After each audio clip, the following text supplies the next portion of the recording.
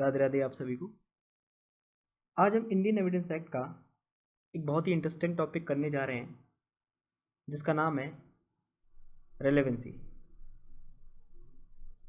You must have been heard about it. Relevancy, logical relevancy, legal relevancy, reliability, admissibility etcetera. Okay, तो देखो, इसको start करने से पहले मैं आपको एक चीज़ क्लियर कर दूं कि ये चीज़ एक बारी में क्लियर नहीं होगी। ठीक है, आपको इसको कई बार रिवाइज करना पड़ेगा और जैसे जैसे हम आगे के सेक्शंस को डिस्कस करते जाएंगे, लाइक सेक्शन 6, 7, 8, 9, 10, इस तरीके से जैसे जैसे हम आगे के सेक्शंस को डिस्कस करते जाएंगे वैसे वैसे ये चीज़ें थोड़ी थोड़ी आपके माइंड में सेट बैठने लगेंगी। ओके, बहुत ज़्यादा प्रेशर या बहुत ज़्यादा लोड लेने की ज़रूरत नहीं है। अगर आपको चीज़ें क्लियर हो जाती हैं वेल एंड गुड है, अगर नहीं भी होती हैं तब भी बहुत ज़्यादा स्ट्रेस लेने की ज़रूरत नहीं है। जैसे जैसे हम आगे के सेक्शंस को डिस्कस करते जाएंगे वैसे वैसे पूरा का पूरा सिनेरियो आपके माइंड में क्लियर होता चला जाएगा। ओके, तो चलिए स्टार्ट करते हैं। देखो, इस टॉपिक को स्टार्ट करने से पहले हम ये समझेंगे कि रेलेवेंसी क्या होती है। क्या होती है जी relevancy? Relevancy means the connection between relevant fact and fact in issue. The connection और the bond between relevant fact and fact in issue. Fact in issue और रेलेवेंट फैक्ट के बीच का जो कनेक्शन है इसी को हम रेलेवेंसी कहते हैं। ओके, या कई बार हम रेलेवेंसी को इस तरीके से भी डिफाइन करते हैं कि what facts may be proved before court. Okay, अब चलिए हम रेलेवेंसी के बारे में थोड़ा सा और डिस्कस करते हैं। देखो, सबसे पहले आप ये समझिए कि रेलेवेंसी जो होती है ना वो दो तरह की होती है। Okay, relevancy is of two types. कौन कौन सी? Logical relevancy and legal relevancy. Okay, logical relevancy and legal relevancy. Logical relevancy क्या होती है जी? Relevancy which is connected to human logic. Okay, जैसे सपोज करके चलिए एक पर्सन की डेड बॉडी मिलती है जी। ठीक है, ये एक पर्सन है ए, इसकी डेड बॉडी मिलती है। अब इसके सर पर चोट के निशान है, इसके सर पर जो है चोट के निशान है और इसके सर से काफी सारा खून बह रहा है।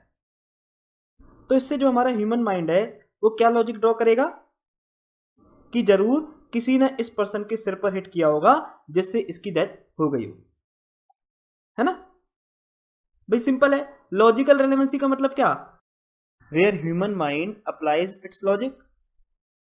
और लॉजिक क्या कहता है कि अगर एक पर्सन की सिर पर चोट के निशान मिले हैं, उसके सर से खून बह रहा है, तो जरूर उस पर्सन के सिर पर किसी ने अटैक किया होगा जिससे उसकी डेथ हो गई हो। ओके, तो लॉजिकल रेलेवेंसी समझ में आया? Logical relevancy means where human mind applies, where human mind applies. अब आप याद रखना कि इंडिया में there is no concept of logical relevancy. दोबारा से रिपीट कर रहा हूं, in India there is no concept of logical relevancy. India में लॉजिकल रेलेवेंसी अप्लाई नहीं होता। ओके, थोड़ा सा एग्जांपल से समझते हैं इसको। जैसे सपोज करके चलिए A made confession to police officer. A made confession to police officer. A ने पुलिस ऑफिसर को बता दिया कि साहब मैंने इस तरीके से बी का मर्डर किया है। ओके, अब आपका जो ह्यूमन माइंड है वो क्या कहेगा कि भाई ए ने तो अपना गिल्ट एडमिट कर लिया, he has made the confession, so he must be punished. This is called logical relevancy.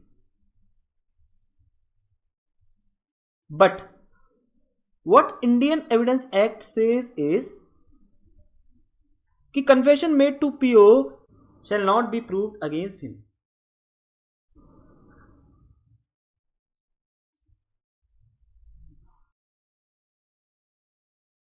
That means वो जो कन्फेशन है वो लॉजिकली तो रेलेवेंट है, लेकिन वो कन्फेशन लीगली रेलेवेंट नहीं है। लीगली रेलेवेंट क्यों नहीं है? क्योंकि जो सेक्शन 25 का बार है वो अप्लाई हो रहा है। ओके,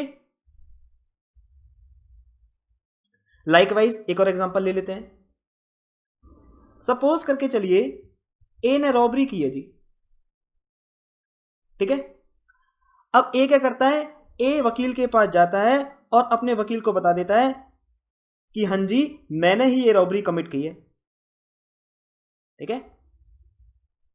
ए अपने वकील के पास जाता है और उसे सब कुछ सच सच बता देता है कि इस तरीके से इस रॉबरी को मैंने ही कमिट किया है। अब जो उसका लॉयर है, मान के चलिए ए का जो लॉयर है उसका नाम है एक्स। अब ये जो एक्स है ये ए के अगेंस्ट एविडेंस देना चाहता है।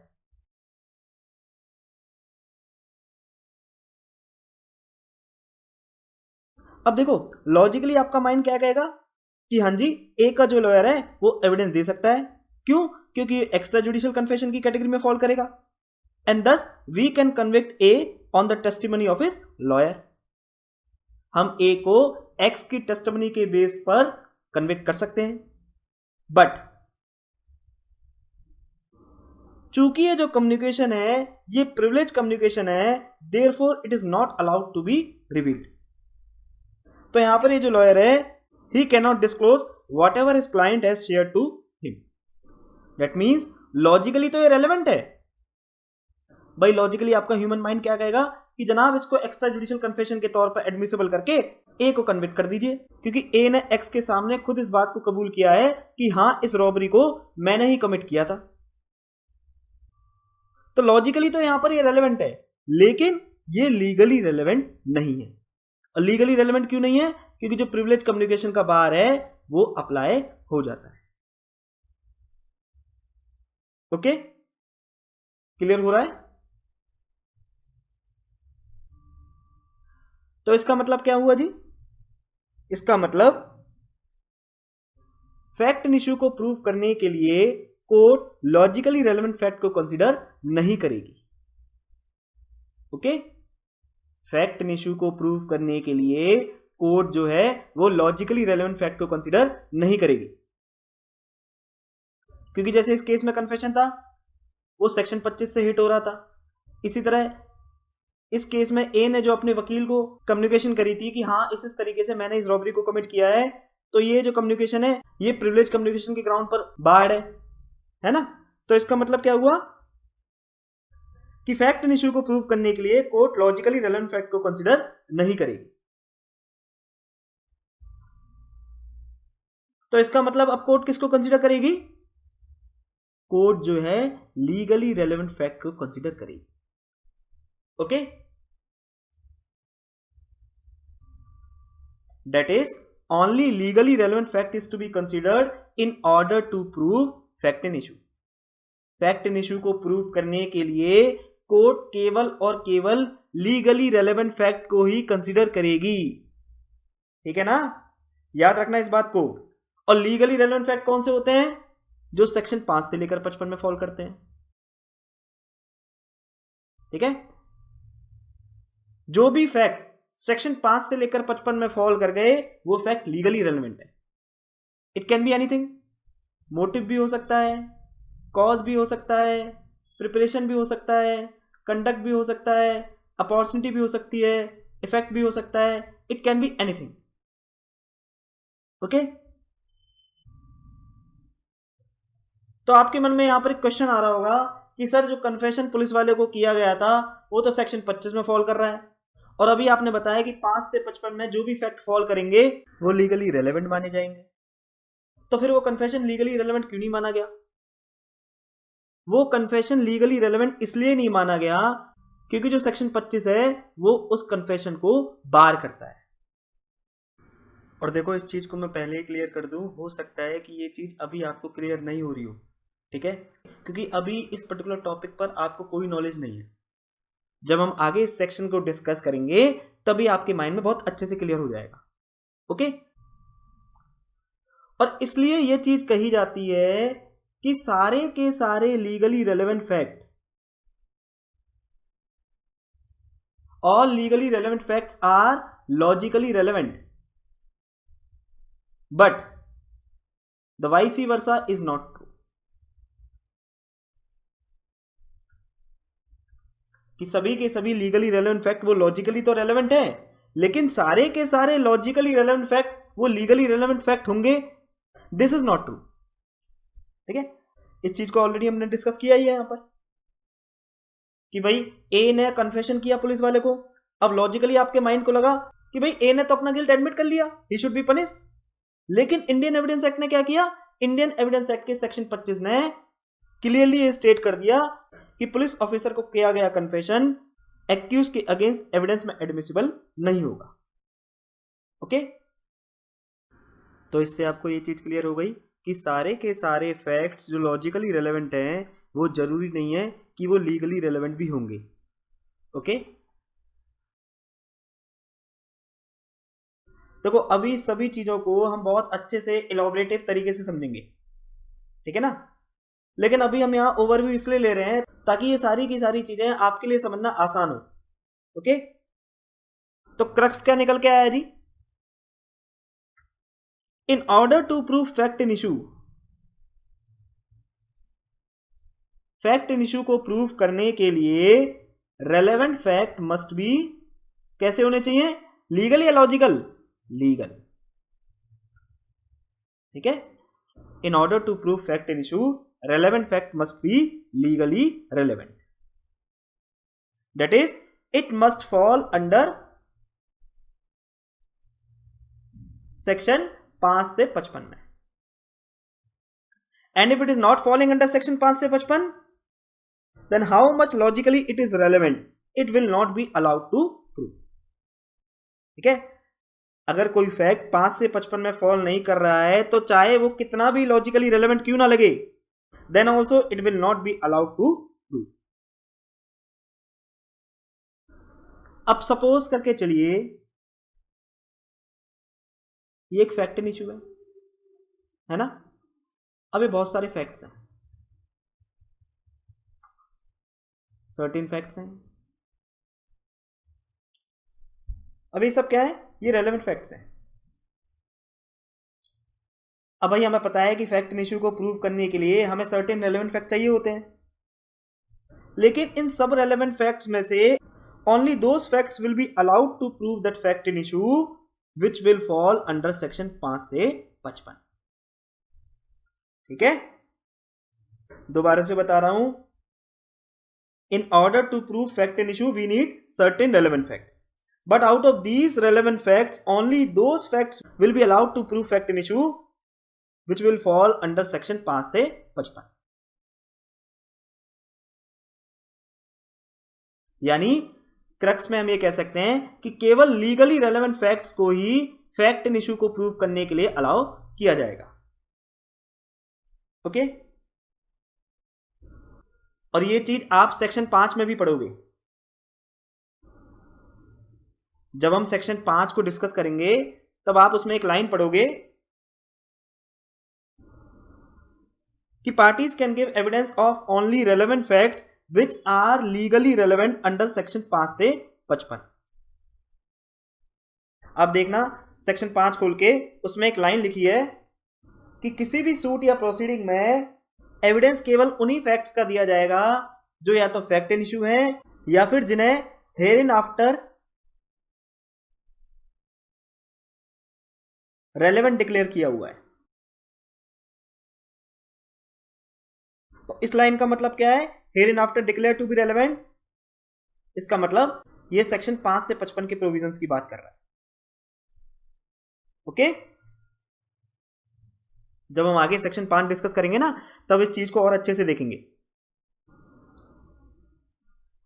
अच्छा, अब आपके लिए क्वेश्चन है जी, क्वेश्चन क्या है, सपोज करके चलिए एक फैक्ट इन इशू है।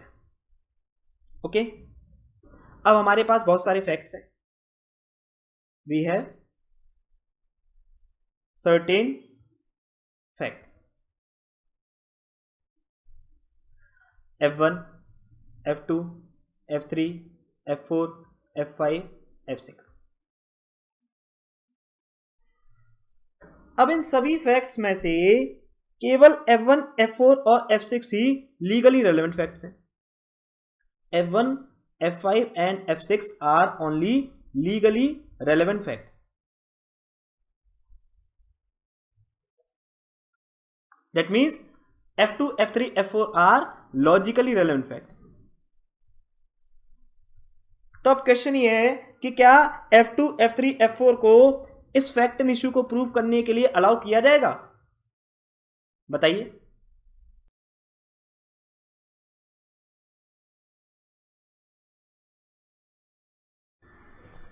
तो आंसर इज नो. व्हाई?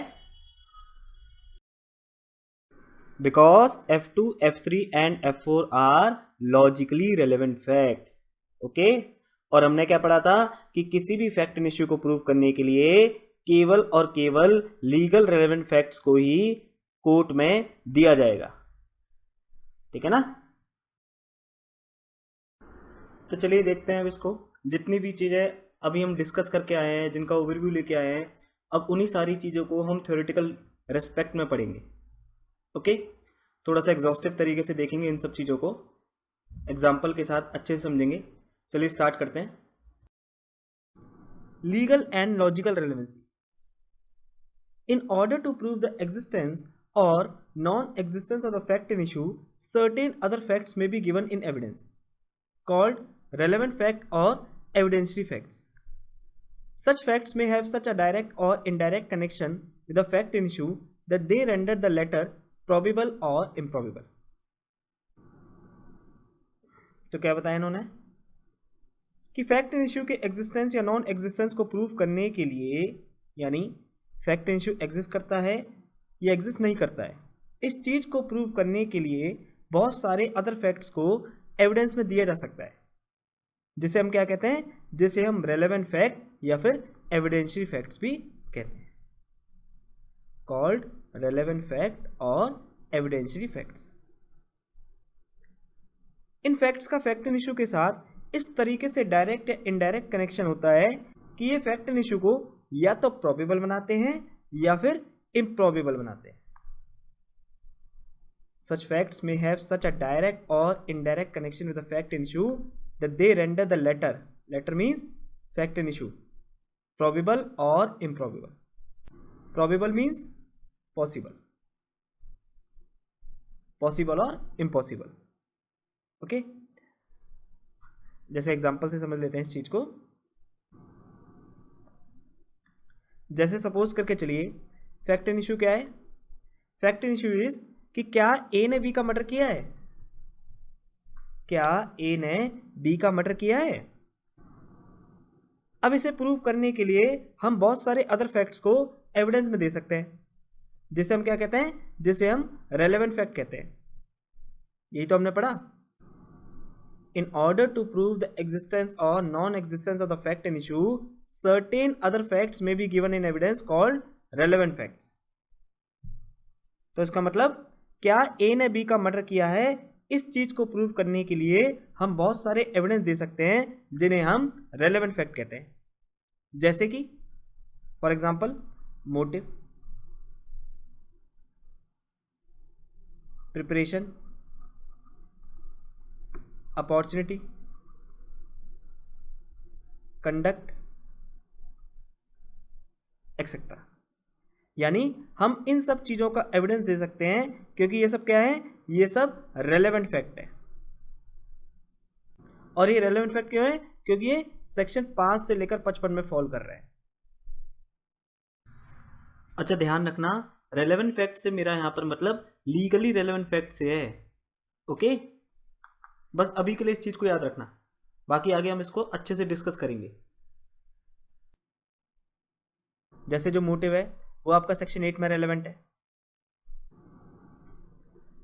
इसी तरह जो प्रिपरेशन है वो भी सेक्शन 8 में रेलेवेंट है. अपॉर्चुनिटी सेक्शन 7 में रेलेवेंट है. कंडक्ट सेक्शन 8 में रेलेवेंट है। ओके, तो चूंकि ये सारे के सारे फैक्ट्स सेक्शन 5 से लेकर 55 में फॉल कर रहे हैं, इसलिए ये सब क्या है, ये सब रेलेवेंट फैक्ट है। भाई रेलेवेंट फैक्ट क्या होता है? सिंपल, जो सेक्शन 5 से लेकर 55 में फॉल कर जाए वो सब रेलेवेंट फैक्ट है। अब चाहे वो मोटिव हो, प्रिपरेशन हो, कंडक्ट हो, अपॉर्चुनिटी हो, कुछ भी चीज हो, अगर वो चीज 5 से लेकर 55 में फॉल कर जाए तो वो रेलेवेंट फैक्ट है। तो इन रेलेवेंट फैक्ट का फैक्ट इन इशू के साथ इस तरीके से कनेक्शन होता है कि ये फैक्ट इन इशू को या तो प्रोबेबल बनाते हैं या फिर इम्प्रोबेबल बनाते हैं। ओके, जैसे मान के चलिए ए और बी है। अब ए और बी के बीच में एक प्रॉपर्टी को लेकर काफी सालों से डिस्प्यूट चल रहा है जी। सपोज करके चलिए एक घर है और इस घर को लेकर ए और बी के बीच में काफी सालों से डिस्प्यूट चल रहा है। तो देखो इस केस में फैक्ट इन इशू क्या था कि क्या ए ने बी का मर्डर किया है ना, यही था। तो मान के चलिए कि ए और बी में एक प्रॉपर्टी को लेकर काफी सालों से डिस्प्यूट चल रहा था। ओके, ए और बी के बीच में किसी प्रॉपर्टी को लेकर काफी सालों से डिस्प्यूट चल रहा था। या सपोज करके चलिए कि ए को एक दिन पता लग गया कि उसकी वाइफ का बी के साथ एक्स्ट्रा मैरिटल अफेयर चल रहा है। ठीक है, तो यहां पर ये दोनों चीजें क्या शो कर रही हैं कि ए के पास बी का मर्डर करने का मोटिव था। ओके, भाई ए और बी के बीच में प्रॉपर्टी को लेकर काफी सालों से डिस्प्यूट चलना, या ए को ये पता लग जाना कि उसकी वाइफ का बी के साथ एक्स्ट्रा मैरिटल अफेयर चल रहा है, तो इस चीज ने यहां पर क्या शो किया कि ए के पास बी का मर्डर करने का मोटिव था। ओके, अब लाइकवाइज सपोज करके चलिए मर्डर से एक दिन पहले ए ने एक शॉप से पिस्टल खरीदी। जैसे मर्डर हुआ मान के चलिए 1 जनवरी को, तो 31 दिसंबर को ए ने एक शॉप से पिस्टल खरीदी है। तो ये क्या शो कर रहा है? प्रिपरेशन शो कर रहा है। ओके, अब लाइकवाइज सपोज करके चलिए मर्डर से कुछ देर पहले, यानी 1 तारीख की शाम को जब मर्डर हुआ तो उससे कुछ देर पहले ए और बी दोनों को एक साथ जाते हुए देखा गया। लोगों ने देखा कि ए और बी दोनों एक साथ जा रहे हैं कहीं पर। तो ये क्या शो कर रहा है? This shows opportunity. ठीक है, इस चीज ने ए को बी को मारने की एक अपॉर्चुनिटी दी। अब सिमिलरली मर्डर के बाद ए जो है एब्सकॉन्ड हो जाता है, ए फरार हो जाता है, भगोड़ा हो जाता है। ठीक है, कहीं भाग जाता है। तो ये क्या दिखा रहा है? सब्सिक्वेंट कंडक्ट दिखा रहा है, which is relevant under section 8। तो ये सारे के सारे रेलेवेंट फैक्ट जैसे कि मोटिव, अपॉर्चुनिटी, कंडक्ट एक्सेट्रा, ये सब मिलकर क्या कर रहे हैं? ये सब मिलकर फैक्ट इन इशू को प्रोबेबल बना रहे हैं। यानी ये सब इस बात को पॉसिबल बना रहे हैं कि ए ने ही बी का मर्डर किया है। ओके, तो थोड़ा सा रफ आइडिया आपके माइंड में जनरेट हुआ।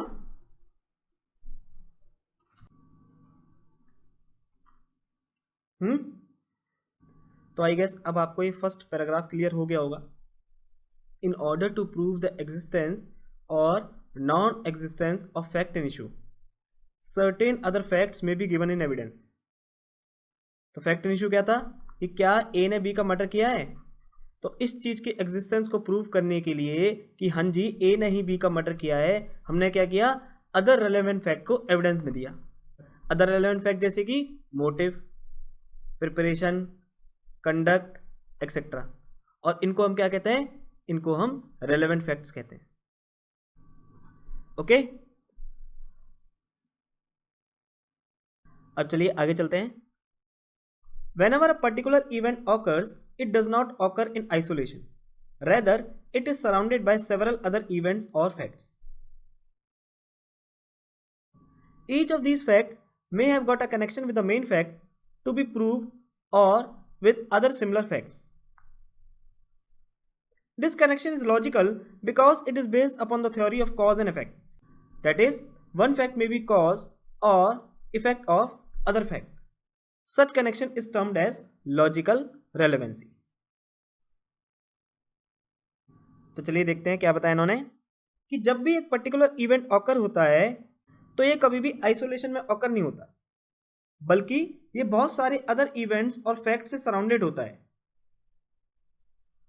इन सभी फैक्ट्स का मेन फैक्ट के साथ यानी फैक्ट इन इशू के साथ या अदर सिमिलर फैक्ट्स के साथ एक कनेक्शन होता है जिसे प्रूव करना होता है। ये कनेक्शन लॉजिकल है। क्यों? क्योंकि ये किस थ्योरी पर बेस्ड है? कॉज एंड इफेक्ट की थ्योरी पर, यानी एक फैक्ट दूसरे फैक्ट का कॉज या इफेक्ट हो सकता है। और इस कनेक्शन को हम क्या कहते हैं? इस कनेक्शन को हम लॉजिकल रिलेवेंसी कहते हैं।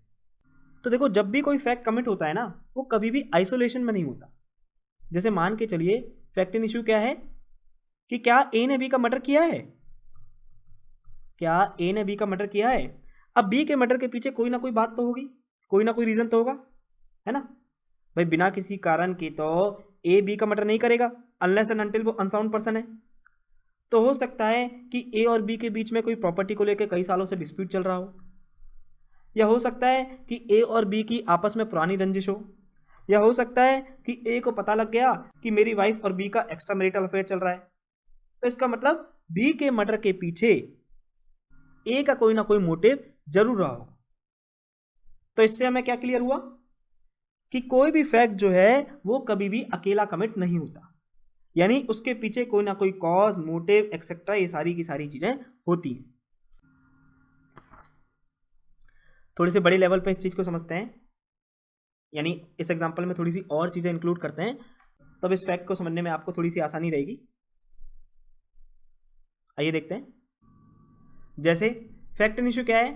फैक्ट इन इशू है कि क्या ए ने बी का मर्डर किया है। तो अब इस मर्डर का कॉज क्या हो सकता है? इट कैन बी क्वेरल, ठीक है। हो सकता है कि ए और बी की आपस में लड़ाई हुई हो और इस चक्कर में ए ने बी का मर्डर कर दिया हो।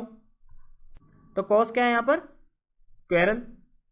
अब इसी तरह मान के चलिए ए ने बी को स्टैब किया, ए ने चाकू से 3-4 बार बी की बॉडी पर अटैक किया। तो इस स्टेप का इफेक्ट क्या निकल के आया जी? ए ने बी के पेट में जो चाकू घोंपे हैं, इसका क्या इफेक्ट निकल के आया? बी की ऑन द स्पॉट डेथ हो गई।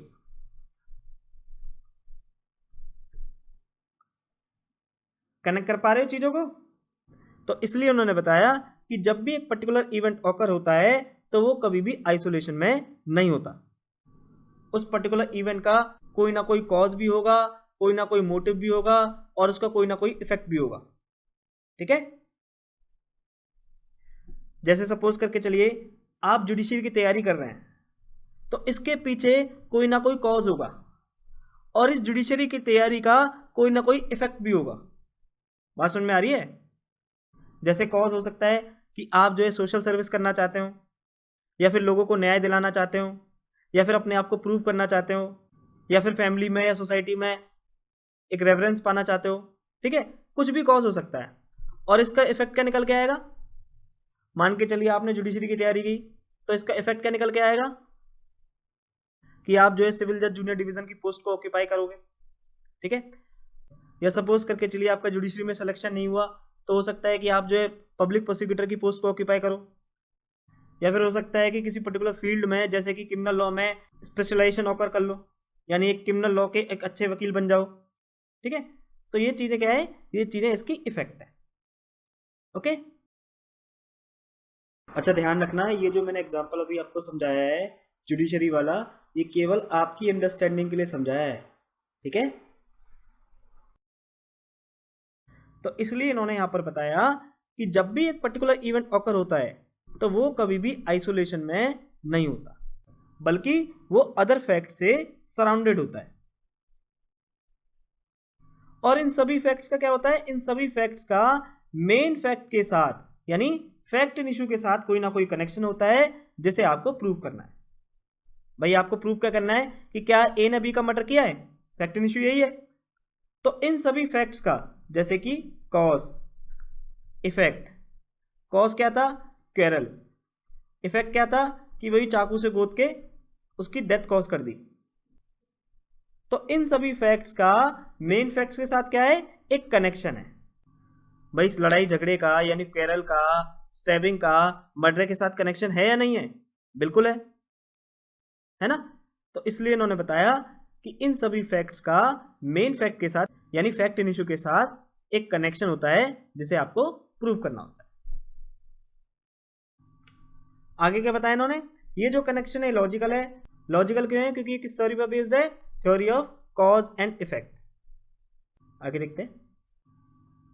Indian evidence act does not define logical relevancy. As per section 3, legally relevant facts are those facts which are connected to other facts. Other fact जैसे कि fact in issue या relevant fact in either of ways provided in the act, that is section 6 से लेकर 55। तो क्या बताया इन्होंने कि इंडियन एविडेंस एक्ट कहीं भी लॉजिकल रेलेवेंसी को डिफाइन नहीं करता। आप चाहो तो पूरा का पूरा इंडियन एविडेंस एक्ट खोल के देख सकते हो, कहीं भी आपको टर्म लॉजिकल रेलेवेंसी डिफाइन किया हुआ नहीं मिलेगा। ठीक है। सेक्शन 3 के अकॉर्डिंग लीगली रेलेवेंट फैक्ट्स वो फैक्ट्स हैं जो दूसरे फैक्ट से कनेक्टेड हैं किसी भी मैनर में, जो सेक्शन 6 से लेकर 55 में प्रोवाइड किए हुए।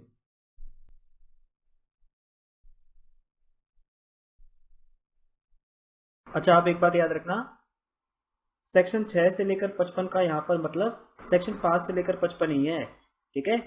आप देखना, आपको बुक में कई जगह सेक्शन 6 से लेकर 55 मिलेगा, लेकिन उसका मतलब क्या है, उसका मतलब सेक्शन 5 से लेकर 55 की बात की जा रही है। Okay. Relevancy is a subjective term. Fact can not be relevant in isolation, rather its relevancy has to be seen in terms of some other facts. It is the connection between two facts which makes one fact relevant to the other. तो उन्होंने बताया relevancy एक subjective term है। Fact कभी भी isolation में relevant नहीं होता, बल्कि उसकी रेलेवेंसी अदर फैक्ट्स के टर्म्स में देखी जाती है। ओके। फैक्ट जो होते हैं वो कभी भी आइसोलेशन में रेलेवेंट नहीं हो सकते, बल्कि जो उनकी रेलेवेंसी है वो अदर फैक्ट्स के टर्म्स में देखी जाती है। रिसेंटली लास्ट स्लाइड में हमने इसी चीज को बहुत अच्छे से डिस्कस किया था। ओके। हमने पढ़ा था ना कि कोई भी फैक्ट जो है वो आइसोलेशन में नहीं होता, कोई ना कोई कॉज, कोई ना कोई इफेक्ट जरूर होता है। ओके। आगे क्या बताया, रेलेवेंसी दो फैक्ट्स के बीच का कनेक्शन है जो एक फैक्ट को दूसरे के साथ रेलेवेंट बनाता है। Example, if A had quarrel with B and on the next day it is alleged that A killed B. Here, the murder of B by A is a fact in issue and act of quarreling is another fact. The act of quarrel is relevant to murder by one of ways provided from section 5 से 55। तो example में क्या बताया कि अगर A की B से लड़ाई हो जाती है और अगले दिन ये एलिगेशन लगाई जाती है कि A ने B को मारा है, तो इस केस में फैक्ट इन इशू क्या है कि क्या A ने B का मर्डर किया है। Murder of B by A is a fact in issue, और लड़ाई का जो एक्ट है ये दूसरा फैक्ट है। ठीक है। Act of quarrelling is another fact. ये जो लड़ाई का एक्ट है ये अपने आप में एक अलग एक्ट है। तो ये जो क्वेरल का एक्ट है ये मर्डर के लिए रेलेवेंट है। कैसे? By one of the ways provided from section 5 से लेकर 55। दैट इज ये जो एक्ट ऑफ क्वेरल है ये सेक्शन 8 में रेलेवेंट है as it shows the motive behind that murder. Okay. देखो ये चीज प्रोवाइड कर रखी है यहां पर, section 8 provides for motive as one such connecting link and this quarrel as a fact is relevant to another fact as it constitute the motive for murder. ठीक है। तो अगेन इससे क्या प्रूव हुआ कि कोई भी फैक्ट जो है वो आइसोलेशन में रेलेवेंट नहीं होता। ओके। आई गेस थोड़ा थोड़ा आइडिया आपको मिल रहा होगा। अगर आइडिया नहीं भी लग रहा है या मान के चलिए आपको कुछ भी समझ में नहीं आ रहा है, तो बस आप चीज़ों को अच्छे से सुनते रहिए। ठीक है। देखो मैं मानता हूँ कि ये जो टॉपिक है ये आपको तभी क्लियर होगा जब आप सेक्शन 6, 7, 8 ये सारे सेक्शन को बहुत अच्छे से पढ़ लोगे। लेकिन उनको कवर करने से पहले, उनको डिस्कस करने से पहले हमें एक बेस तैयार करना होगा। ठीक है। हमें रेलेवेंसी, लॉजिकल रेलेवेंसी, इन सब चीज़ों के बारे में एक रफ आइडिया लेना होगा। तो इसलिए हम इस चीज़ को पहले कवर करते हैं। ओके, आप बिल्कुल भी अपने माइंड पर लोड ना लें, बस चीज़ों को सुनने पे ध्यान रखिए। अभी आपको ये सारी चीज़ें समझ में आ रही हैं नहीं आ रही हैं, इस पर बिल्कुल ध्यान मत दीजिए, बस आप चीज़ों को अच्छे से सुनने पे ध्यान दीजिए, ठीक है। अब चलिए आगे देखते हैं। Whenever an incident happens, there will be some surrounding facts either before or after the happening of that fact, or contemporaneous to that fact. These facts are found to be somewhere connected with the incident in a logical manner, and these facts will suggest the existence or non-existence of that incident or the other facts. There is a logical connection between such facts, and the characteristic is called logical relevancy. तो क्या बताया जी इन्होंने कि जब भी कोई incident होता है तो वहां कुछ सराउंडिंग फैक्ट्स ऑकर होते हैं, या तो उस फैक्ट से पहले, या उस फैक्ट के बाद, या उस फैक्ट के साथ। लाइक प्रिपरेशन, मर्डर से एक रात पहले ए ने बी को मारने के लिए पिस्टल खरीदी, तो यहां पर इंसिडेंट क्या हुआ जी, बी का मर्डर हुआ। लेट्स से कि बी का मर्डर हुआ, तो सराउंडिंग फैक्ट जैसे कि ए ने बी को मारने के लिए पिस्टल खरीदी, तो ये जो फैक्ट है ये कब ऑकर हुआ, बी का मर्डर होने से पहले, यानी before the fact in issue, before that fact. Okay, इसी तरह after the happening of that fact subsequent conduct ले लीजिए कि बी का मर्डर करने के बाद ए जो है भाग गया, तो ये भी अपने आप में एक सराउंडिंग फैक्ट है जो कब ऑकर हो रहा है, उस इंसिडेंट के ऑकर होने के बाद, after the happening of that fact. That fact यानी कि बी का मर्डर। ओके, इसी तरह कंटेम्परेनियस टू दैट फैक्ट, कंटेम्परेनियस में क्या आएगा जी, रेज जस्ट आएगा, सेक्शन 6, जिसको हम आगे अलग से डिस्कस करेंगे। ओके, आगे क्या बोलता है, these facts are found to be somewhere connected with that incident in a logical manner, and these facts will suggest the existence or non-existence of that incident or the other facts. There is a logical connection between such facts, and this characteristic is called logical relevancy. यानी अब ये जो facts हैं ये उस incident के साथ logical manner में कहीं ना कहीं कनेक्टेड होते हैं, और ये फैक्ट्स उस इंसिडेंट के एग्जिस्टेंस को या नॉन एग्जिस्टेंस को सजेस्ट करते हैं। जैसे कि ए का पिस्टल खरीदना, मर्डर के बाद ए का भाग जाना, ये सारे के सारे वो फैक्ट्स हैं जो कि फैक्ट इशू से लॉजिकल मैनर में कनेक्टेड हैं, और ये सारे फैक्ट क्या सजेस्ट कर रहे हैं कि existence of fact in issue. अब इन सभी फैक्ट्स के बीच में आपको एक कनेक्शन मिल रहा है, ठीक है। कनेक्शन का मतलब क्या है, कनेक्शन का मतलब एक कड़ी सी बन रही है ना, कि भाई सपोज करके चलिए ए को पता लग गया कि उसकी वाइफ का और बी का एक्स्ट्रामैरिटल अफेयर चल रहा है, ठीक है, तो इसने क्या दिखाया, मोटिव। फिर ए ने बी को मारने के लिए एक पिस्टल परचेज करी, प्रिपरेशन। फिर ए बी का मर्डर करने के बाद वहां से भाग गया, सब्सिक्वेंट कंडक्ट। तो देखो इन फैक्ट्स के बीच में क्या है, एक लॉजिकल कनेक्शन है ना भाई। सिंपल सी बात है, मर्डर क्यों किया, क्योंकि इसके पीछे मोटिव था। मर्डर करने के लिए प्रिपरेशन करी, मर्डर करने के बाद वहां से भाग जाना। ये सारी चीजें क्या शो कर रही है कि इन फैक्ट्स के बीच में एक लॉजिकल कनेक्शन है, और इस कैरेक्टरिस्टिक को ही हम क्या कहते हैं, लॉजिकल रिलेवेंसी कहते हैं। ओके,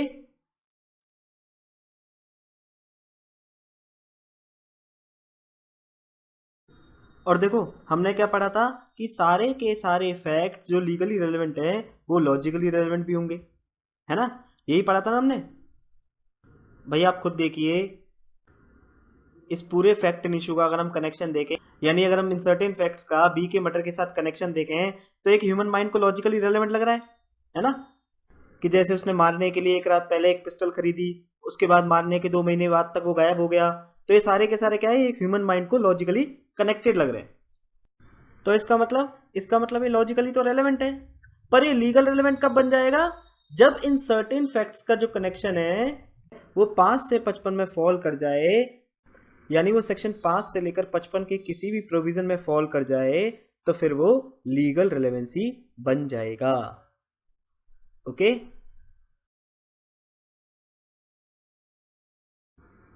तो देखो जी, ये इस पूरी स्लाइड के दोनों पैराग्राफ के मैंने कंक्लूजन आपको दे दिए हैं।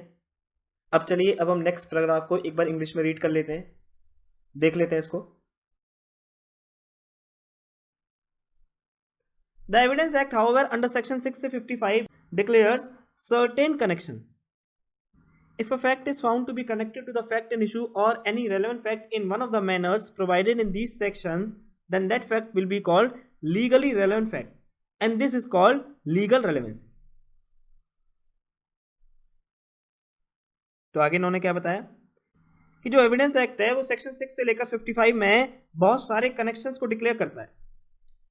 अगर एक फैक्ट एंड इशू से या रेलेवेंट फैक्ट से सेक्शन 5 से लेकर 55 में किसी भी तरीके से कनेक्टेड पाया जाता है तो इस फैक्ट को हम क्या कहते हैं? इस फैक्ट को हम लीगली रेलेवेंट फैक्ट कहते हैं।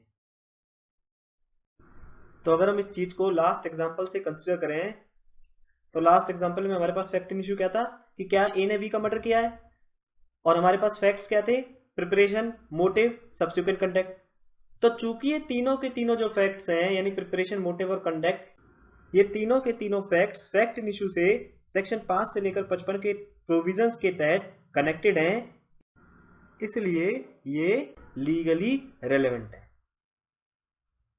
ठीक है, और इस कनेक्शन को ही हम लीगल रेलेवेंसी कहते हैं। समझ में आया? Very good.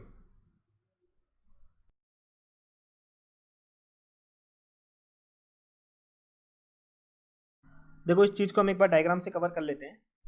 देखो जी, ये है हमारा फैक्ट एंड इशू। ये क्या है? ये फैक्ट एंड इशू है। अब certain facts revolve around this fact and issue. इस फैक्ट एंड इशू के आसपास, इस फैक्ट एंड इशू के इर्द गिर्द बहुत सारे फैक्ट जो है घूमते रहते हैं, जिनको हम क्या कहते हैं? लॉजिकल फैक्ट्स कहते हैं। ठीक है,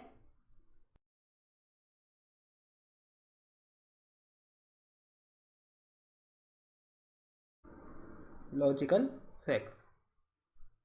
अब इन्हीं लॉजिकल फैक्ट्स में से कुछ फैक्ट्स ऐसे होते हैं जो लीगली रेलेवेंट फैक्ट्स होते हैं। कौन से होते हैं? लीगली रेलेवेंट फैक्ट्स होते हैं, जो फैक्ट एंड इशू के एक्सिस्टेंस को प्रूव करने में या डिसप्रूव करने में मदद करते हैं। ओके, लीगली रेलेवेंट फैक्ट कौन से हुए? जो सेक्शन 5 से 55 में फॉलो कर रहे हैं। तो इन लॉजिकल फैक्ट्स में से कुछ फैक्ट्स ऐसे होते हैं जो लीगली रेलेवेंट फैक्ट्स बनते हैं और फाइनली फैक्ट एंड इशू को प्रूव या डिसप्रूव करने में मदद करते हैं। ओके, तो इसका मतलब कोर्ट आपको केवल उन्हीं मैटर्स पर एविडेंस देना अलाउ करेगी जो लीगली रेलेवेंट है, यानी जो सेक्शन 5 से लेकर 55 में फॉलो कर रहे हैं। क्योंकि देखो, अगर कोर्ट इरेलेवेंट फैक्ट्स पर या लॉजिकल फैक्ट्स पर एविडेंस देना अलाउ करेगी तो इससे क्या होगा? इससे एक केस को डिसाइड करने में कोर्ट को कई साल लग जाएंगे। कोर्ट फाइनल किसी भी कंक्लूजन पर पहुंच नहीं पाएगी। कोर्ट का जो प्रीशियस टाइम है वो अननेसेसरी वेस्ट होता रहेगा, है ना? तो इसका मतलब इरेलेवेंट फैक्ट्स का एविडेंस नहीं दिया जाएगा। ठीक है, अब इरेलेवेंट फैक्ट्स क्या होते हैं जी, इसे समझ लेते हैं। जैसे सपोज करके चलिए, फैक्ट इन इशू इज कि क्या बी ने ए का मर्डर किया है। फैक्ट इन इशू क्या है कि क्या बी ने ए का मर्डर किया है। अब इस चीज को लेकर हम कुछ फैक्ट्स कंसीडर करेंगे। ठीक है, तो अब मान के चलिए, फैक्ट नंबर 1 इज ए हमेशा अपने लंबे बाल रखता था। ए जो है वो हमेशा अपने लंबे बाल रखता था। अब मर्डर से एक दिन पहले ए ने गजनी कटिंग करा ली, तो अब पार्टी जो है वो ये नहीं कह सकती कि जनाब देखो, ए ने सारी उम्र लंबे बाल रखे और सिर्फ मर्डर से एक दिन पहले वो गजनी कटिंग करा के गंजा हो गया, तो अब आप मानो ना मानो इसकी कटिंग के कारण ही इसका जो है मर्डर हुआ है। क्यों? क्योंकि ये फैक्ट कैसा है? ये फैक्ट इररिलेवेंट फैक्ट है। ओके, बात समझ में आई?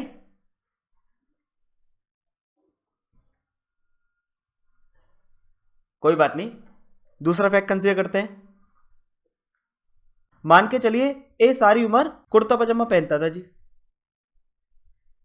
ठीक है। ए ने अपनी पूरी जिंदगी कुर्ते पजामा ही पहने थे, पर मर्डर से एक दिन पहले उसने पैंट शर्ट पहनी थी।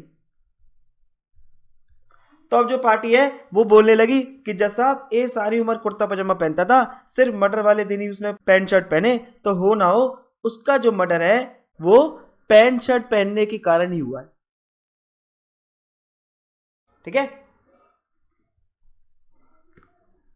चीजें आ रही है धीरे धीरे समझ में।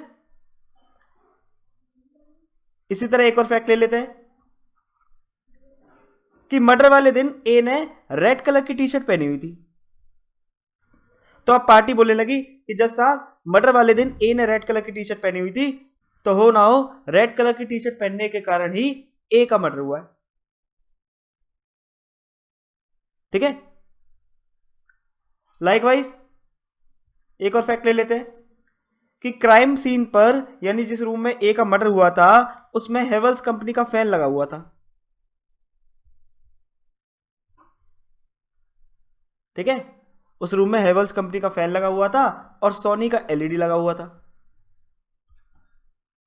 तो अब आप मेरे को खुद बताइए, क्या इन सभी फैक्ट्स का ए के मर्डर के साथ कोई लेना देना है? भाई ए जो है वो लंबे बाल रखता था और जस्ट बिकॉज उसने मर्डर से एक दिन पहले गजनी कटिंग करा ली तो उसका मर्डर हो गया। इसी तरह ए जो है सारी जिंदगी कुर्ता पजामा पहनता था, लेकिन मर्डर से एक दिन पहले उसने पैंट शर्ट पहनी, तो हो ना हो इसी फैक्ट के कारण उसका मर्डर हुआ है।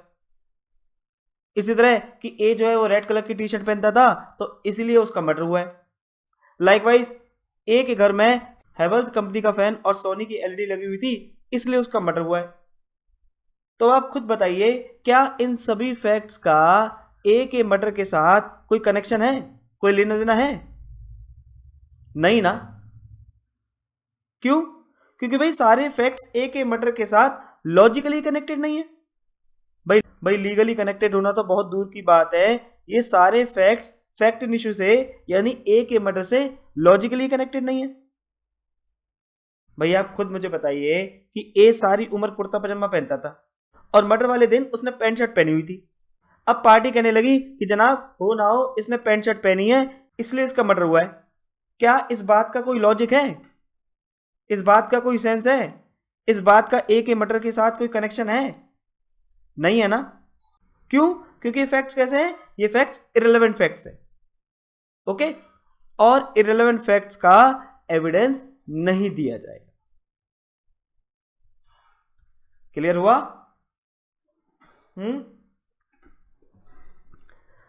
तो आई होप अभी ये चीज आपको क्लियर हो गई होगी कि क्यों कोर्ट पार्टीज को इररिलेवेंट फैक्ट्स पर एविडेंस देना अलाउ नहीं करता।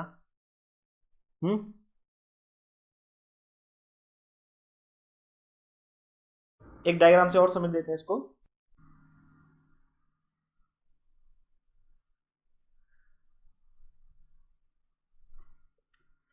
देखो, ये सारे के सारे जो फैक्ट्स हैं, ये जो सारे के सारे फैक्ट्स हैं, ये कौन से फैक्ट्स हैं? ये लॉजिकली रेलेवेंट फैक्ट्स हैं। कौन से फैक्ट्स हैं? Logically relevant facts, okay.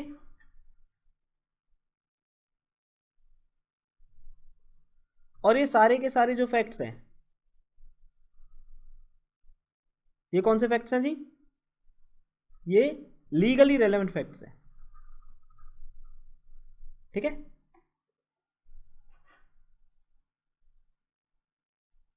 और ये बीच में क्या है जी? ये बीच में फैक्ट एंड इशू है। तो इस डायग्राम से हमें क्या पता लगा कि लीगली रेलेवेंट फैक्ट्स जो हैं वो किससे बनते हैं? वो लॉजिकली रेलेवेंट फैक्ट से ही बनते हैं, ठीक है। भाई लीगली रेलेवेंट फैक्ट्स कौन से हैं? ये वाले, है ना। और लॉजिकली रेलेवेंट फैक्ट्स कौन से हैं? ये वाले। तो इसका मतलब क्या हुआ कि लीगली रेलेवेंट फैक्ट्स जो हैं वो लॉजिकली रेलेवेंट फैक्ट से ही बनते हैं। यानी इससे एक चीज और क्लियर हो जाती है कि हर चीज जो लॉजिकली रेलेवेंट है वो लीगली रेलेवेंट नहीं है, पर हर चीज जो लीगली रेलेवेंट है वो लॉजिकली रेलेवेंट है। ओके, इसका सबसे अच्छा एग्जांपल कौन सा था? Confession to police officer. ठीक है, याद आया? स्टार्टिंग में हमने डिस्कस किया था ना कि पुलिस वाले को दिया गया कन्फेशन लॉजिकली तो रेलेवेंट है लेकिन वो लीगली रेलेवेंट नहीं है। इसी तरह एक और एग्जांपल हमने कौन सा डिस्कस किया था? प्रिविलेज कम्युनिकेशन का। ओके, तो इसलिए आप याद रखना, सारे के सारे फैक्ट्स जो लॉजिकली रेलेवेंट हैं वो जरूरी नहीं है कि वो लीगली रेलेवेंट भी हो, लेकिन सारे के सारे फैक्ट्स जो लीगली रेलेवेंट हैं वो लॉजिकली रेलेवेंट भी होंगे। तो लीगली रेलेवेंट फैक्ट्स कौन से होते हैं जी? जो सेक्शन 5 से 55 में फॉल करते हैं। ठीक है, जैसे कि motive, preparation, conduct, opportunity, cause, effect, etcetera. यानी जो भी चीजें सेक्शन 5 से 55 में फॉल कर जाएं वो सारी की सारी लीगली रेलेवेंट फैक्ट्स हैं। ओके, बाकी हो सकता है कि इस डायग्राम को लेकर आपको थोड़े से डाउट्स हो, वो जेन्युइन है। वो टाइम के साथ जब हम आगे और भी चीजें डिस्कस करेंगे तब सब क्लियर हो जाएंगे। ओके, पर अभी के लिए आप इस डायग्राम को बहुत अच्छे से समझ लेना। ठीक है, चलिए वापस आते हैं। आगे कहता है जी, Indian evidence Act has been carve out elaborately that section 6 से 55 are wide enough to include all possible logically relevant facts to be legally relevant in either of these sections. Particularly, Section 11 as a residuary provision would include anything which does not fall in other section. तो उन्होंने क्या बताया कि Indian evidence act को इस तरीके से इलैबोरेटली carve out किया गया है कि सेक्शन 6 से 55 इतने वाइड हैं कि इसमें सभी की सभी पॉसिबल लॉजिकली रेलेवेंट फैक्ट जो हैं वो कवर हो जाते हैं। Particularly section 11। क्यों? क्योंकि सेक्शन 11 जो है वो एक रेजिडरी प्रोविजन है जो किसी भी चीज को इंक्लूड कर लेता है जो बाकी के सेक्शंस यानी कि 6 से लेकर 10 और 12 से लेकर 55 में फॉल नहीं करती।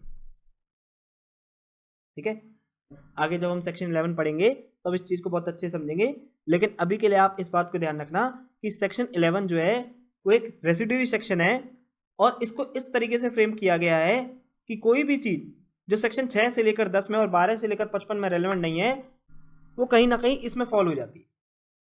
ओके, देखो हो सकता है ये अभी आपको बहुत टेक्निकल लग रहा हो और चीजें आपको क्लियर ना हो रही हो।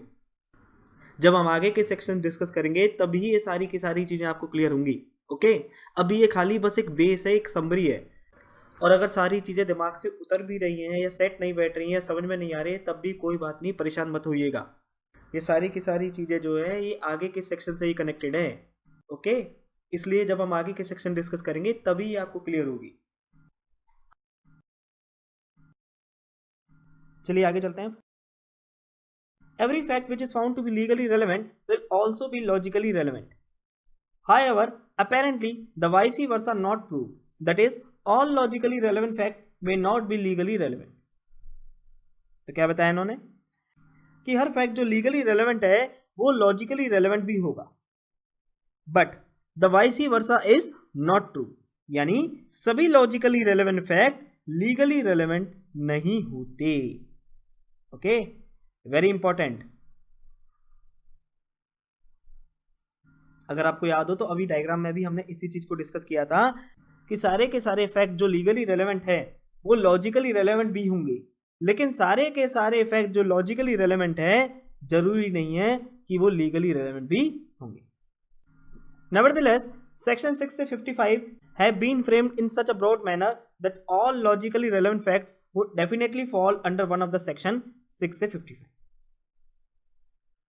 In particularly section 11, which is in nature of residuary section on relevancy, and it includes any fact as a relevant fact if that fact does not fall under any of the section provided. तो इन्होंने क्या बताया कि still section 6 से 55 को इस broad manner में frame किया गया है कि सभी लॉजिकली रेलेवेंट फैक्ट सेक्शन 6 से 55 के किसी भी प्रोविजन में फॉल कर जाते हैं, पर्टिकुलरली सेक्शन 11 जो कि रेलेवेंसी के ऊपर एक रेजिडरी सेक्शन है और ये किसी भी फैक्ट को रेलेवेंट फैक्ट के तौर पर इंक्लूड कर लेता है जो सेक्शन 5 से लेकर 10 और 12 से 55 में फॉल नहीं करते। ओके, अब आगे देखते हैं। Whatever is logically relevant is not necessarily legally relevant. Legal relevancy means what is legally admissible in evidence within the framework of section 6 to 55. Thus, a fact which is logically relevant may not be legally relevant. Legal relevancy includes logical relevancy. Hence, whatever is legally relevant is logically relevant but not vice versa. That is, all facts logically relevant are not, however, legally relevant. तो इन्होंने क्या बताया कि कोई भी चीज जो logically relevant है जरूरी नहीं है कि वो लीगली भी रेलेवेंट हो। लीगल रेलेवेंसी मींस जो भी चीज सेक्शन 6 से लेकर 55 में एविडेंस के तौर पर एडमिसिबल है। इसलिए एक फैक्ट जो लॉजिकली रेलेवेंट है हो सकता है वो लीगली रेलेवेंट ना हो। फिर वही बात इन्होंने बताई कि legal relevancy logical relevancy include करता है। इसलिए कोई भी चीज जो लीगली रेलेवेंट है वो लॉजिकली रेलेवेंट तो है, पर कोई भी चीज जो लॉजिकली रेलेवेंट है जरूरी नहीं है कि वो लीगली रेलेवेंट भी हो। तो आप याद रखना कि केवल लीगली रेलेवेंट फैक्ट्स को ही रेलेवेंट फैक्ट कंसीडर किया जाता है। ओके, सारे के सारे फैक्ट जो कि लीगली रेलेवेंट है, यानी जो 5 से 55 में कहीं फॉल कर रहे हैं, मोटिव के तौर पे, प्रिपरेशन के तौर पे, कंडक्ट के तौर पे, केवल उन्हीं को ही रेलेवेंट फैक्ट कंसीडर किया जाता है। ठीक है, अब आगे इन्होंने एग्जांपल दे रखे हैं। Example, a confession made to a police officer may appear to be logically relevant but it is not legally relevant. For section 25 declares that it cannot be used as evidence against the person making it. Whatever is legally relevant is logically relevant but not vice versa. अब यहां पर इन्होंने इस चीज को example से समझाया है। फर्स्ट एग्जाम्पल ने क्या स्टेट किया कि ये कन्फेशन जो पुलिस ऑफिसर को किया गया है वो लॉजिकली तो रेलेवेंट हो सकता है बट वो लीगली रेलेवेंट नहीं है। लीगली रेलेवेंट क्यों नहीं है? क्योंकि सेक्शन 25 का जो बार है वो उस कन्फेशन पर अप्लाई हो जाता है।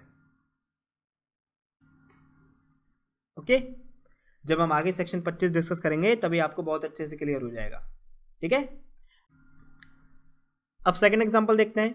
Likewise A an accused made a statement in police custody, I have kept in the bed the knife with which I killed B, is logically relevant to prove the guilt of the accused, but section 27 bar those statements which primarily relates to the guilt of the accused. Therefore, the latter position of the statement with which I killed B, though logically relevant, is not legally relevant. तो second example क्या कहता है कि ए जो कि एक accused है उसने पुलिस कस्टडी में एक स्टेटमेंट दी कि जिस नाइफ से मैंने बी का मर्डर किया था मैंने उसे अपने बिस्तर में छिपाया हुआ है। तो यहां पर ए की जो स्टेटमेंट है कि जिस चाकू से मैंने बी का मर्डर किया है ये लॉजिकली तो रेलेवेंट है, बट चूंकि सेक्शन 27 उन स्टेटमेंट्स को बार करता है जो प्राइमरली एक्यूज की गिल्ट से रिलेटेड है, इसलिए ये स्टेटमेंट लीगली रेलेवेंट नहीं है। ठीक है, जब हम आगे सेक्शन 27 डिस्कस करेंगे तब ये चीज भी आपको अच्छे से क्लियर हो जाएगी। इसी तरह प्रिविलेज कम्युनिकेशन है, जैसे हम आगे सेक्शन 122 से 129 के प्रोविजन में डिस्कस करेंगे। Okay, thus it can be said that every logically relevant fact might not be legally relevant. तो इसलिए हम ये कह सकते हैं कि हर लॉजिकली रेलेवेंट फैक्ट जो है वो लीगली रेलेवेंट नहीं हो सकता। Okay, example section 25, section 27, section 122 etcetera.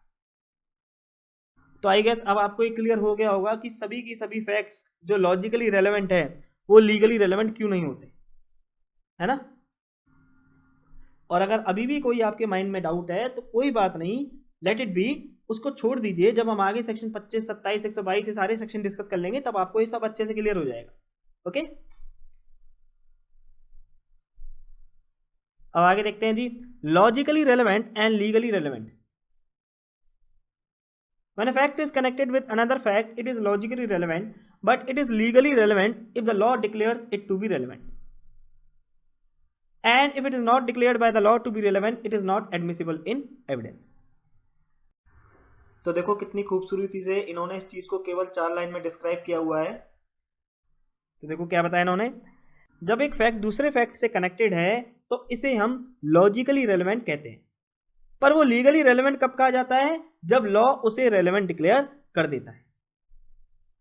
यानी अगर लॉ उसे रेलेवेंट डिक्लेयर नहीं करता तो उसे एविडेंस में एडमिसिबल नहीं किया जाएगा. ओके तो कोई भी फैक्ट जो दूसरे फैक्ट से कनेक्टेड है वो लॉजिकली रेलेवेंट तो होता है, लेकिन वो लीगली रेलेवेंट तभी बनेगा जब लॉ उसे रेलेवेंट डिक्लेयर कर दे. और लॉ उसे रेलेवेंट कहां डिक्लेयर करता है, 5 से लेकर 55 में.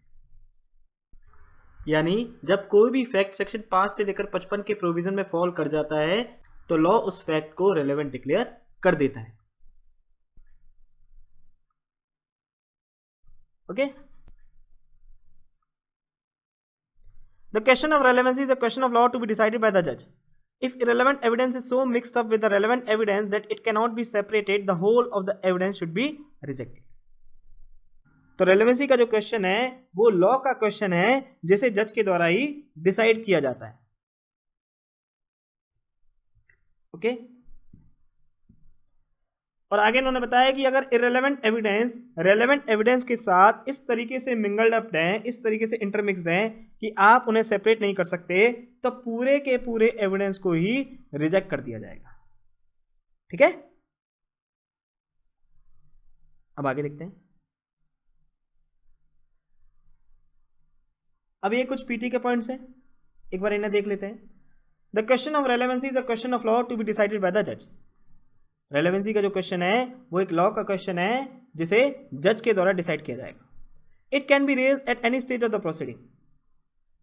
यानी रेलेवेंसी के क्वेश्चन को आप प्रोसीडिंग के किसी भी स्टेज पर रेज कर सकते हो. That is if the evidence is irrelevant and it has been admitted by the trial court, an objection can be taken at any stage even in the highest appellate court. यानी अगर evidence irrelevant है और opposite party ने कोई objection raise नहीं किया और trial court ने उसे एडमिट कर लिया तो ऑब्जेक्शन को किसी भी स्टेज पर लिया जा सकता है, even in the highest appellate court. Next point, relevancy is not a question of pure logic but of law. Relevancy pure logic का क्वेश्चन नहीं है बल्कि रेलेवेंसी लॉ का क्वेश्चन है. The question of relevancy should be decided when raised. Relevancy का question तभी decide कर दिया जाना चाहिए जब ये केस में उठाया गया. Next point, where a court is in doubt as to the relevancy of a particular piece of evidence, he should declare in favour of relevancy rather than of non relevancy. यानी जब court particular piece of evidence की relevancy को लेकर doubt में होता है, यानी जब कोर्ट के मन में एक डाउट चल रहा है कि ये एविडेंस रेलेवेंट है या नहीं है, तो कोर्ट उसे रेलेवेंसी के फेवर में ही डिसाइड करेगा. The courts are bound to exclude evidence of irrelevant facts whether objected to or not. Courts जो हैं वो irrelevant facts के एविडेंस को एक्सक्लूड करने के लिए बाउंड है, फिर चाहे उस पर किसी पार्टी ने ऑब्जेक्शन उठाया हो या फिर नहीं उठाया हो. ओके तो देखो ये था हमारा लॉजिकल रेलेवेंसी और लीगल रेलेवेंसी का टॉपिक. तो अब तक हमने जितनी भी चीजें यहां डिस्कस करी हैं इसको एक बार कंक्लूड कर लेते हैं. तो देखो भाई, सबसे पहले तो हमें ये देखना है कि क्या कोई फैक्ट लॉजिकली रेलेवेंट है. ठीक है, सबसे पहले हम क्या देखेंगे कि क्या कोई फैक्ट लॉजिकली रेलेवेंट है. और अगर कोई फैक्ट लॉजिकली रेलेवेंट है तो उसके बाद हम क्या देखेंगे, then we have to look कि क्या वो फैक्ट लीगली भी रेलेवेंट है. क्या वो फैक्ट लीगली भी रेलेवेंट है, यानी क्या वो फैक्ट सेक्शन 5 से लेकर 55 के किसी प्रोविजन में फॉल कर रहा है. And if the answer is yes, मान के चलिए वो फैक्ट ऐसा है जो सेक्शन 5 से लेकर 55 के किसी प्रोविजन में फॉल कर रहा है, then only it will be relevant. Okay तो इसका मतलब अगर हम इस चीज को कंक्लूड करें तो हम ये कह सकते हैं कि Indian evidence act is only concern with legal relevancy.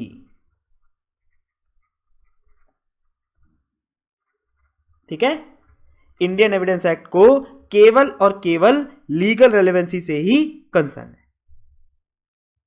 Okay, number 1, legally relevant facts वो फैक्ट्स होते हैं जिन्हें इंडियन एविडेंस एक्ट के 6 से लेकर 55 में रेलेवेंट डिक्लेयर किया हुआ है। ठीक है, दोबारा से रिपीट कर रहा हूं, लीगली रेलेवेंट फैक्ट्स वो फैक्ट्स होते हैं जिन्हें इंडियन एविडेंस एक्ट के सेक्शन 5 से लेकर 55 में रेलेवेंट डिक्लेयर किया हुआ है।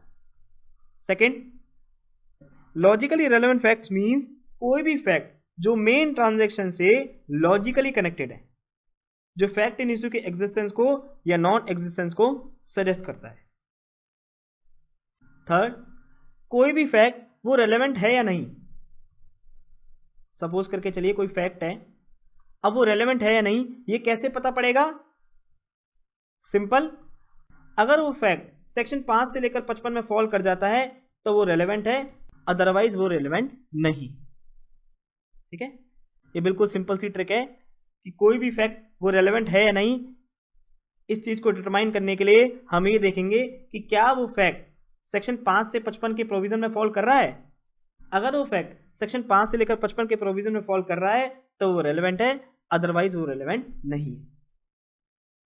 क्योंकि अल्टीमेटली हम रेलेवेंट उसी को मानते हैं जो कि लीगली रेलेवेंट फैक्ट होते हैं, है ना।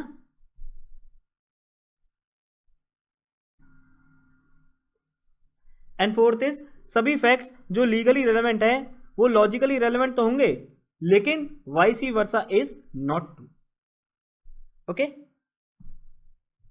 तो ये कुछ मोटी सी बातें हैं जो आपको याद रखनी है।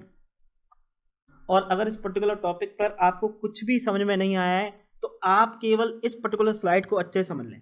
ये जो 4 पॉइंट्स हमने यहाँ डिस्कस किए हैं इनको आप अच्छे से अपने माइंड में बैठा के रखें। ठीक है, अब चलिए अब हम इस टॉपिक से रिलेटेड एक मेंस का क्वेश्चन देख लेते हैं। Question is, evidence must be confined to the matter in issue, explain and state briefly the exceptions to this rule. चलिए कमेंट करके इसका आंसर बताइए। ऑलरेडी बहुत अच्छे से हम इस चीज को डिस्कस कर चुके हैं। तो ये था हमारा आज का लेक्चर। अगर आपको लेक्चर पसंद आया है तो आप लाइक, शेयर और कमेंट जरूर कीजिएगा, और अगर आपको लेक्चर पसंद नहीं आया है तो आपको डिसलाइक करने का भी पूरा राइट है। और प्लीज आप लोग कमेंट करके अपने फीडबैक जरूर दीजिएगा, जिससे कि फ्यूचर में मैं अपने आप को और इंप्रूव कर सकूं। और अगर आप लोग चाहते हैं कि वीडियोस में किसी भी तरह का मैं चेंज करूं तो आप मुझे कमेंट करके बता सकते हैं। मैं पूरी कोशिश करूंगा चीजों को आपके अकॉर्डिंग चलाने की।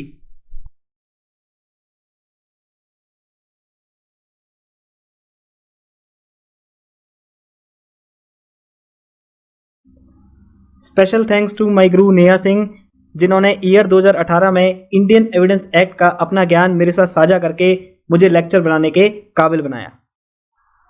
अगर आपको इस लेक्चर से कुछ सीखने को मिला है और आप मुझे कंट्रीब्यूट करना चाहते हैं तो आप मुझे कंट्रीब्यूट भी कर सकते हैं। ये है मेरा QR कोड, आप किसी भी ऑनलाइन पेमेंट एप्लीकेशन के थ्रू मुझे पेमेंट कर सकते हैं। और याद रखना, ये कंट्रीब्यूशन जो भी आप करोगे ये केवल सोसाइटी के लिए यूज किया जाएगा, जैसे कि गरीब बच्चों की पढ़ाई के लिए, उनकी शादी के लिए, गौ माता की सेवा के लिए, etcetera. Because I believe this contribution is by the people, of the people and for the people only. इसके अलावा इंस्टाग्राम और फेसबुक पे आप मेरे को फॉलो कर सकते हो, जो लिंक है वो डिस्क्रिप्शन बॉक्स में गिवन है। इंस्टाग्राम पे मैं अक्सर लाइव भी आता हूँ और प्रीवियस ईयर क्वेश्चन भी शेयर करता हूँ। तब तक के लिए स्वस्थ रहिए, व्यस्त रहिए और मस्त रहिए। Take care of your health, physically, mentally and emotionally. जय हिंद, जय भारत।